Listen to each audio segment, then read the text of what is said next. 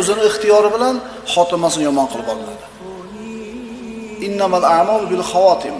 Amallar xotimasiga qarab belgilanadi. Odamlar bor, namoz o'qiyotganda ketadi. Odamlar bor, sajdada turib omonatni topshiradi. Yana boshqalar bor, aroq ustida, qimor ustida, fahsh munkar ustida jonni taslim qilishadi. Odamlar bor, Robbisiga talbiya aytayotib, ehromda turib, Alloh taoloning Ka'basini, Alloh taoloning baytini aylanyotib, tavof qilayotib ketadiganlar bor. Yana odamlar bor, tungi